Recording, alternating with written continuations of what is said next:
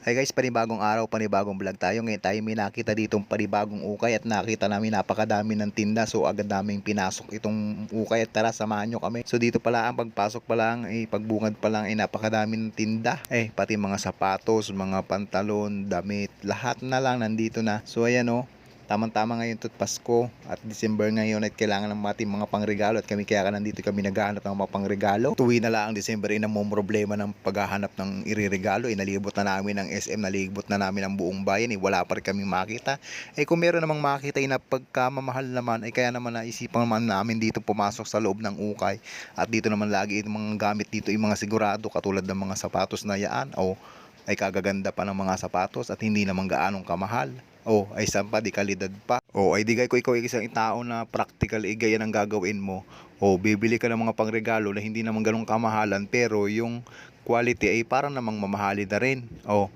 Ganun talaga. Mas maganda pag practical ka kasi naman sa panahon na ngayon napakamahal ng bilihin. Di wala ka nang magagawa at kundi talaga yung mga hanggat maaari yung mga makakamura ka. Siyempre, shout out sa mga nanay at tatay, ate diyan na mahilig sa mga mura. Mura pero maayos. Guys, kung kayo mahilig sa mga garning mga bilihin na mas nakakamura, paki-comment nyo na lang dyan sa comment section kung mahilig ka rin sa mga ukay-ukay. Ako'y suking-suki na rin ng mga ukay-ukay na rin. Lagi ko ng araw-araw nilibot ang ukay-ukay. Wala naman akong nabibili. Sa sobrang kuripot ko ga. Halos gusto ko naman halos wala ng presyo yung binibili ko. Kaya naman ako hirap na hirap paghanap. Napakahirap talaga pag ang nagisakit mo na baka kuripot. Talaga namang kahit naman gamit mo sa sarili mo, hirap na hirap kang bilhin. Pero pag sa iba parang napakadali sa iyong bilhin kahit medyo mahal.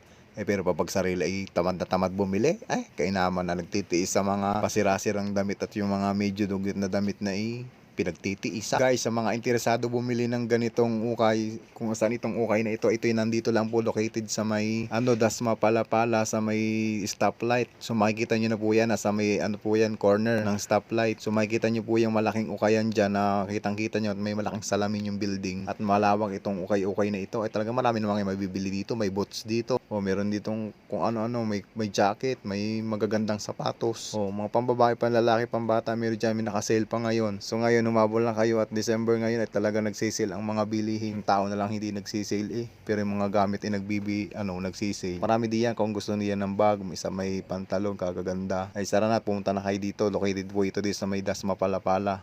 Makikita nyo yan dito sa may stoplight. Madali nyo namang makita. Pinakita ko naman diyan sa video yung pangalan ng building. So bahala na lang po kayong puntahan at alamin dito. At marami dito talaga, ang lawak, napakaraming pamimilian. Isang buong building na napakalawak punong-puno ng ukay. May bag pa. Disclaimer, hindi sponsor ari lang sinishare ko lang sa inyo. At sa mga mahilig mag-ukay diyan at naghahanap ng medyo mura-mura, dito lang yan sa Dasma. Inuulit ko po sa mga nagtatanong kung saan po ito po yung nasa may Palapala, Dasmariñas sa unahan ng Robinson, para mas madali po sa may stoplight. So yun lang po, pumunta na po kayo at wag na kayo magpaulit, napakadaming pong sale ngayon.